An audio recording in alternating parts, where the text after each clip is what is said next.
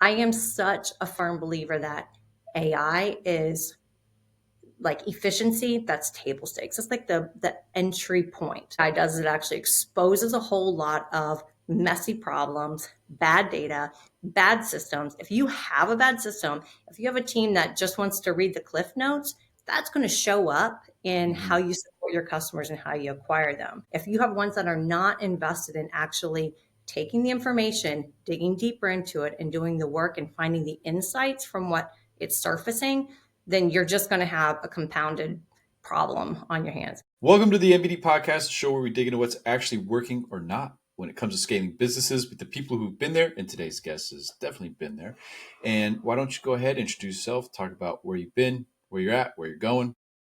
Yeah, love it. My name is Pleasant Middelhof. I feel like I've been everywhere. I've been in the tech and startup space for about the last decade. Started as a teacher, moved into sales and systems and process sales organizations. Was recently at a small startup that was a big venture-backed one, and I just made a big old career shift and starting a new company called Career Trip Academy, and I'm launching that. And it's an organization that's helping professionals that really want to pivot their shifts in their careers. They are not aligned anymore. What you started back in college just ain't what it is today. And they're looking to make that big change. So I'm really excited to be doing that. Awesome. So what is it with your company or when you start working with people that you help them either get in the career path that they're looking for or increase their business that you're working with to help scale it with potential hires or directions that you do that really make a difference and prevent them from making the wrong choices and failing? Yeah, that's a great question. So I think in my years and the experiences that I've had, there's been a really distinct difference between each company and each organization. And what I've found is that even with the smallest company, if you show up in a big way and you come out that, looking like the expert, looking like a company that's been around, that's not making the same mistakes over and over again, that is when you're going to be able to scale up your operations even faster. So that is really where I start to dig in is what do you have in place today? What are the things that are just table stakes that we can fix and we can change and we can optimize? And then let's put some things in place that are proven, that are just the non-negotiables for making your business successful. And that's how we get started on the process of growing and scaling. Awesome. So what are some of those non-negotiables that need to be in place for a business? So I think there has to be a standard. You have to have some benchmarks, your KPIs, your things that you're looking at from a lead gen perspective, or how you're going into your audience from a hiring and a growth. You just have to have some table stakes first set out. And what I find is a lot of companies when they're going, they're very excited, they're ready to launch, they're getting going, but they're missing a bunch of those benchmark items, whether it's, okay, once we start getting leads in, how are we going to measure if it's quality, if they're converting at a higher rate, if they're doing well, or if these are the people that we actually want to talk to. And so they're just talking to everybody and they're starting to acquire the wrong customers, and then they're fixing on customer success on the back end or things like that. So I really start to look at what are you benchmarking as success? Do you have the systems in place? Do you have the right people for the job at the right time? And do you have a way to support your customers on the back end once you do acquire customers? Because it's great if you sign people up. It's not great if they're not turning into your first customer case studies, if they're not promoting success, if not the ones that will actually stay with you and grow with you. And that is oftentimes a really, really big pitfall of new organizations is they're acquiring the wrong customers from the start, and then they're constantly going back and revising, fixing, and changing it. So I think just measuring the things that are relevant to the business, setting up those table stakes, you have a sense of measurement and to look at, did it work? Did it not work? Do we need to pivot? Those are really, really important aspects of having your business. Yeah. And with the measurement aspect, what tools do you find to help the company be successful in identifying whether that hire was someone who's performing where they need them to be or someone who's not? So, tools are great. You can get tools for everything. I think we're in tool overload, let's be honest. I think your company has like 5,000 tools. I think it is really understanding the market that you're in, looking at benchmark companies that have done things well, and just making some some very educated assessments and diagnosing the situation, putting those things in place in the front end. It happens with conversations. It happens by looking at the sales process, from start to finish, and just assessing where are the gaps, where the things that we need to fix. What are you doing today, and what do companies that look like you that are doing well have in place that we can put in place for our business. So I think that there's diagnostic tools everywhere that you can use and implement. AI is great for that. If you have a bad process, it's gonna show it for you. And if you but I think it really is a matter of looking and evaluating, understanding what's being said, what's being done, how we're acquiring customers. It's a level of discovery, which does take a little bit of time, but it is the most effective tool, which is us, the humans, to Mhm. discover what's working, what's not. And then let's compare it to companies in the space that we want to look like, and what are they benchmarking as success. And that's your starting point. That's where you go. So it's almost like re-engineering in a sense. If a company's already developed in the space, you're taking it, identify what worked, how do you apply it to your current business? Is there any particular questions when working with someone or bringing on someone that you have as a standard, regardless of what company it is, what industry they're in, to help identify anything particular that you're looking for? Absolutely. So you have to first understand what is the ultimate goal that you want to have for this company. So where do you want to be? And what are you actually working towards, and assessing, is that realistic or not? That's really important, because I think there's a lot of companies that will have very unrealistic expectations. You've got founders that are super excited about the product that they're launching, and they expect it to be the end all be all. And so they have high expectations. So they're going to make different mistakes than a company that's just starting out. They're ready to grow. They want to take it slow. That's the first thing, is where do you actually want to be? And then how have you acquired customers to this point? Looking at the actual sales process. I love to listen to calls. I love to talk to customers, because I think that is really important. Why was this actually relevant to you? Why was it something that you felt like you were so excited to purchase and to partner with this organization? And what's going to make you stay? I think having those key understandings from the very start is where every conversation needs to begin. Yeah, I don't think enough people listen to their customer calls. There's so much gold in those calls, right? And there's tools like Grok that can go through and essentially summarize everything. But actually listening, or even getting on calls, like when I'm going in running a marketing team, I'll have marketing get on calls. And they hate me for it. But then after a day of it, they go, "Oh, I kind of get what we're doing now better." And you're like, "Well, yeah, of course you do." Like, these are the Yeah. people you're trying to convert. And think about the people that are making decisions about your business, right? You've got people in finance, you have people in operations. They're all making very separate decisions based off of their island, what they're in charge of.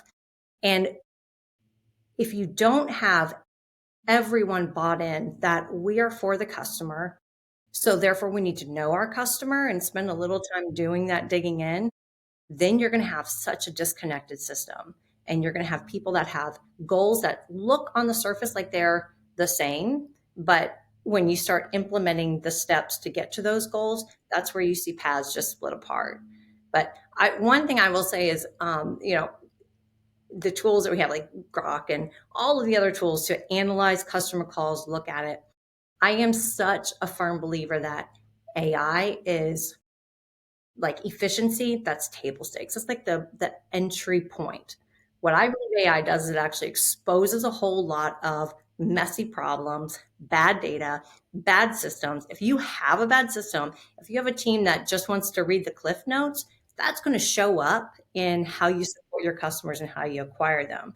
If you have ones that are not invested in actually taking the information, digging deeper into it, and doing the work and finding the insights from what it's surfacing, then you're just going to have a compounded problem on your hands. Got a bad lead gen process, AI is going to figure it out, and it's going to multiply it, because you're going to just try to automate a whole bunch of bad process, Yeah. and it just becomes such a mess. So you have to have that. Yeah. And that gets into, having people internally who, one, are willing to get an understanding of how to leverage these tools and will do it. Because I see this kind of play out where there's people who are willing, kind of three things I see. People are willing to accept the tools, run with them, try and figure it out, use them to the best of their ability. Others who are willing to accept them, but don't really want to take the time to learn them and implement them and leverage the data they get.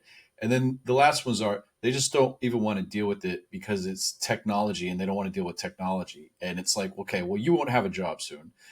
Tell you what, is like, well, you may not have a job because you're not trying to figure out how to use it because someone else is, right? And then the first is like, okay, so how do you find those people, or how do you even help train up the people within your organization to want to be and leverage these types of new tools? So I this is the thing, is you can't get people to do something they don't want to do at all. Again, I think that things like these tools and their willingness to adopt highlights our human behavior. And so if they don't want to adopt these tools, that's fine. I need to understand then what your system is outside of that. I need to know what your process is outside of that. So I'll give you a good example. When I first started at Outreach, totally brand new space, sales engagement was in these sales engagement platforms wasn't a category. And so, everyone was excited, like, oh, we're going to build these new tools, do efficiency, blah, blah, blah. And that was great. So a lot of leaders were like, yeah, I can get my sales team to do more activities and do this and blah, blah, blah. And so they'd implement it. And now we're at this place where there has been so much outreach and cold this and that, information overload, spamming customers, because a lot of the times it was great. They were looking at high level numbers, but they weren't actually digging into what are people saying? What are people writing? Are we taking that human behavior of, I just want to put things on autopilot and send it, and get it out there? Or are we being really thoughtful with the way our strategy is evolving? Are we using the data? If our conversion rates are starting to go a little bit lower, if they're starting to not show what we think that they should, so are we really, really digging into the what is happening behind that and making those adjustments and pivots? And so it's fine if companies and if leaders don't want to use these tools, that's okay. But you have to have a system in place where you are first looking at the data, and then second, have a way to actually dig into it and understand the insight that it's surfacing up. And you can do that without a tool. You can do that and spend your time. You can do it more manually. That's fine, as long as you're doing it. Mm-hmm. So I'm not opposed to people that are, hesitant to adopt, or they don't want to, implement something, because it is a big change. It's a learning curve, but you better put a system in place that's going to help you get to the end game and do it consistently. Otherwise, your business is going to fail. That's just the bottom line. It's exposing bad leadership.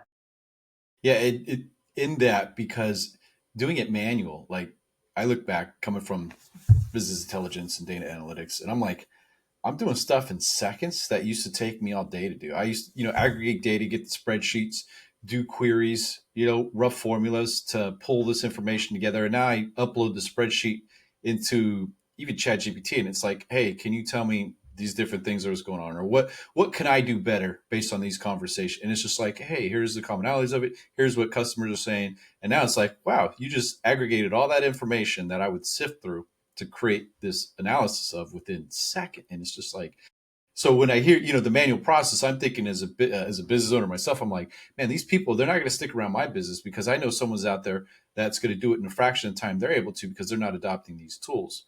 And maybe they will. At some point they'll have to adopt tool, because they will be, right now everything's fractured and it's not necessarily packaged pretty. It's not like, oh, just upload your data and get this out. Like, there's manual part to it, but it's like, they just took the time, the hour to learn the tool. It would save them days, if not weeks, of wasted time looking at things. But Jason, to that point, where great business leaders actually split apart from the ones that aren't, is what you just said. What was taking you hours to do is giving you minutes to do it. What these tools have done is they've created a lot of white space. And it's the great leaders that know how to take that white space, that time back, and actually do something with it, do something productive. And, I'm even guilty of myself. I've probably got like 5 or 6 different tools that I use on a regular basis. I've gotten some 15 different queries with great information that's like, this is awesome. But what this is creating now is all of these paths that we can go down, and you can get this paralysis zone where it's like, I Yep. don't know what to do. Like, what do I even focus on?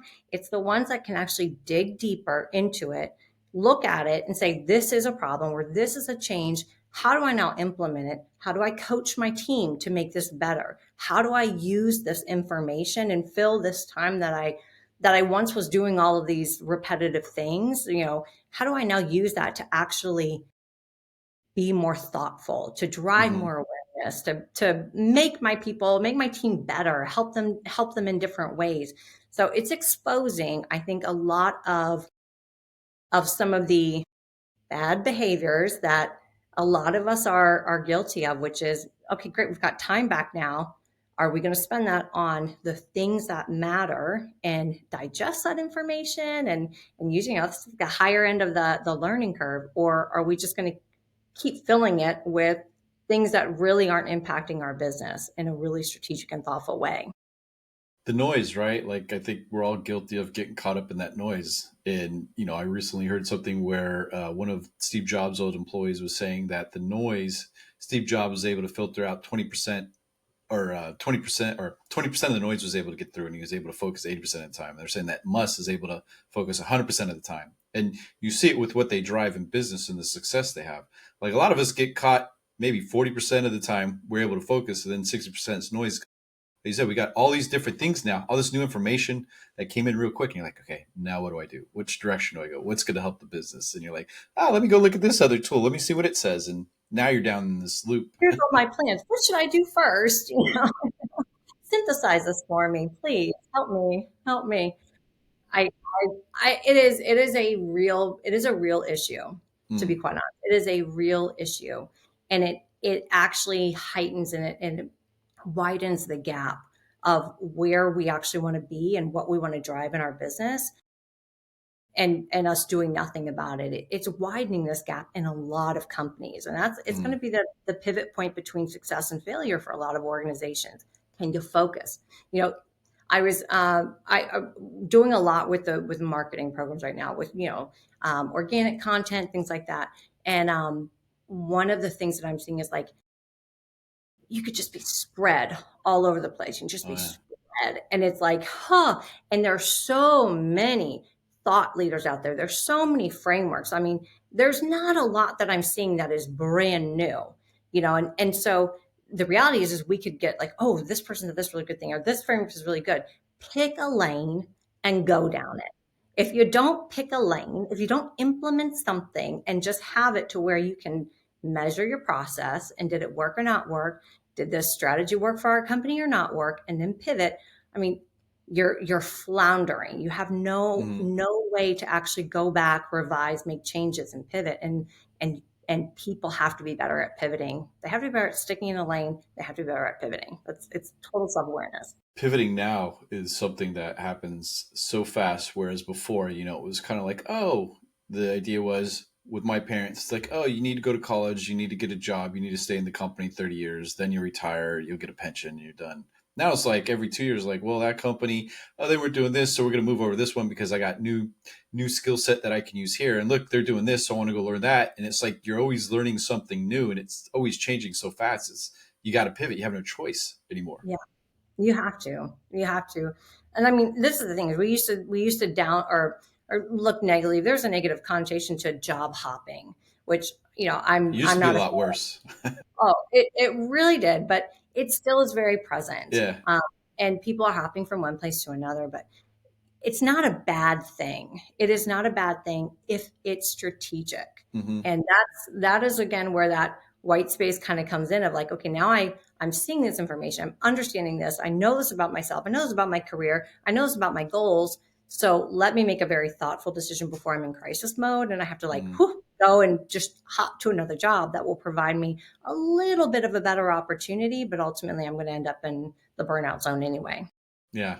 Yeah. That's something. When I worked in corporate, I actually hopped, but it was always up.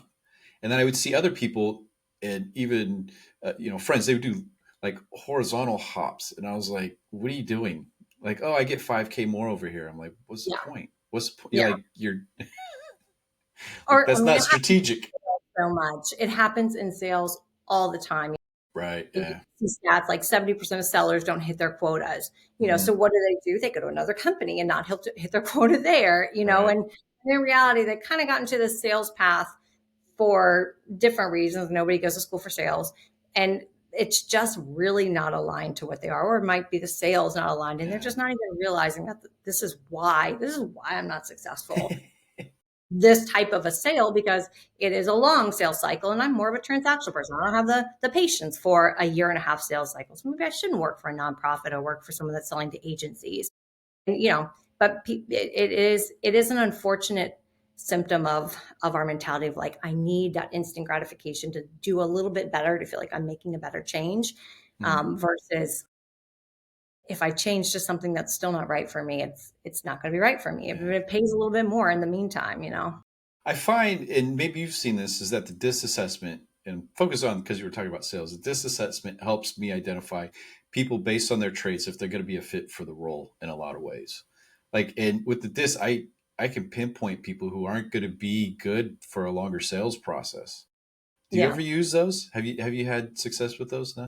No, I am a talker. So Intuition.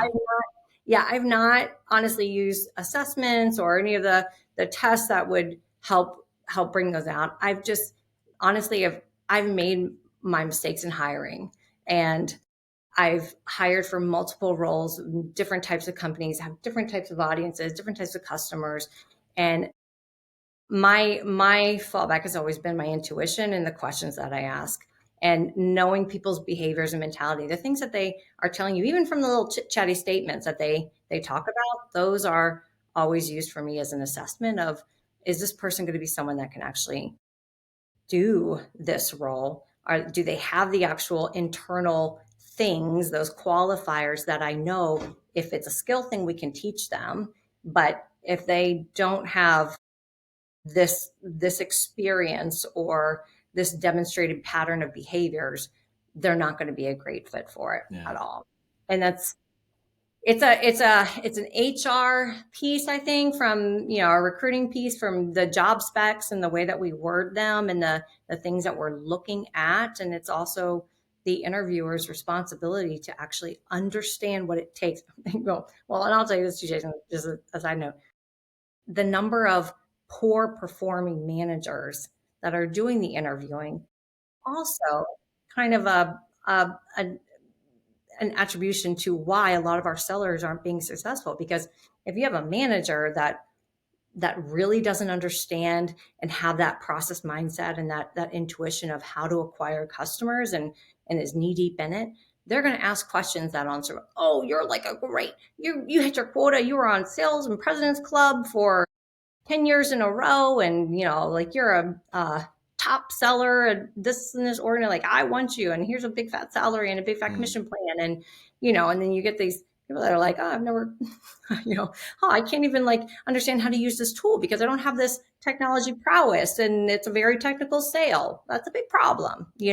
And so that I find I've just, that's a skill I've honed in You've for honed. It's funny you say years. that because I had that exact issue happen. This guy who's older, I was working at e-commerce company. Everything was digital, and I needed him to manage the team. And because of another manager who had a bigger say than I did for whatever reason, he got on, and I didn't want him.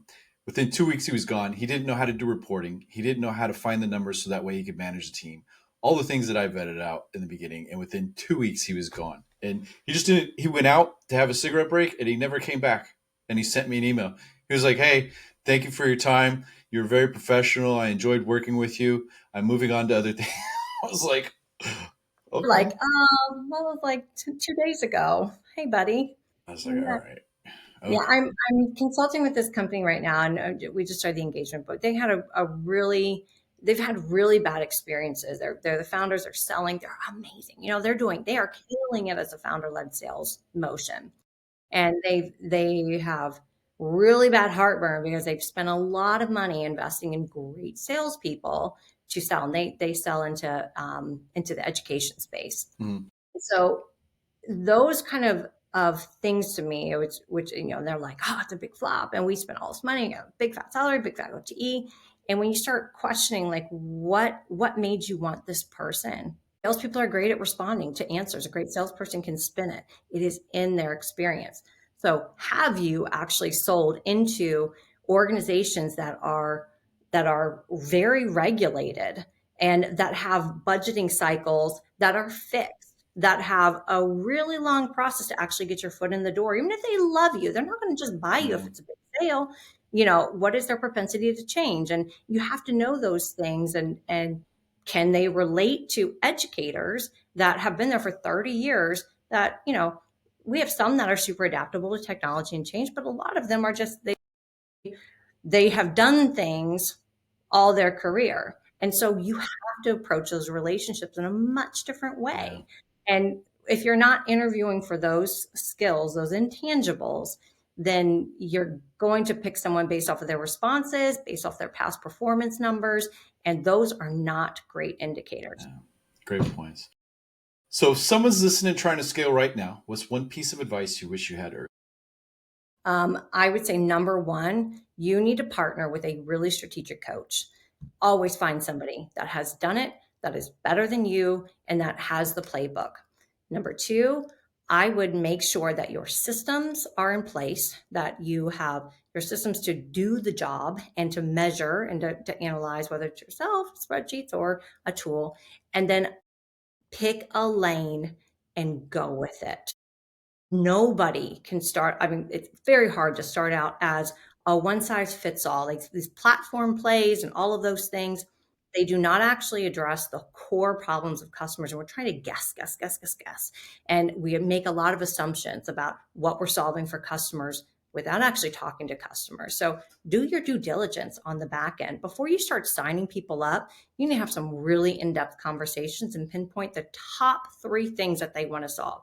If you can't solve them, don't sign them. Don't make promises. Don't, fluff it up like, oh, we're going to be doing this. We're going to be doing this, because the reality is that is what causes tons of discord between new businesses and customers, is the promises that never get fulfilled and really not addressing, and you just become shelfware to them. So, it's technology, it's consulting, it's services, whatever those are. That is a really key piece. The other thing that I would recommend is, I've shifted my mindset. Instead of doing like scope of works for people, I've changed it to where it says scope of outcomes. Those are if you start with your work back plan, if you create the scope of outcomes, like, here are the top three outcomes that you want to solve, and here are the actual like activities or the things that we're going to do to solve those problems over this course of the period. Would that make a huge impact in your business? That's the gold piece. You have to get them to agree to the scope of outcomes before you get them Yeah. to agree to the scope of work. Otherwise, you're doing things that you're assuming are going to be really valuable for them. They're also thinking, oh, this company's going to do, instead of this company is going to solve, solve, solve. And it is a little shift, but it's a big shift when you're talking about customer acquisition and really launching and scaling and growing your businesses. Be thoughtful. That's a great point. Scope of outcomes. It's like, this is what they want to have happen. This is how we're going to work towards it. Because yeah, I've sent out many proposals where it's just a scope of work, and then it's like, oh, okay, I know what you want, but here's what we're going to do, and it'll be a part of that. But actually highlighting that, we verbiage we changed too within our proposal is like, we, instead of saying expense, we say investment. Yeah. So that's a little psychological tip. So where can people connect with you or learn more about what you're doing? Yeah. So I'm on LinkedIn, obviously Pleasant Middelhof. There's not too many people that are named Pleasant, so it's not hard to find me when you Google. And then also careerjumpacademy.com is my website. Also got LinkedIn, social media sites. So Awesome. yeah, getting the Great. word out of the business. We're newly launched. And also if you're looking for that next career jump, not a job hop, and you're willing to invest in yourself, then I'm the person to come to. Awesome. Thank you for taking the time. Absolutely. It was great having me. Thanks so much. I've been enjoying the conversation.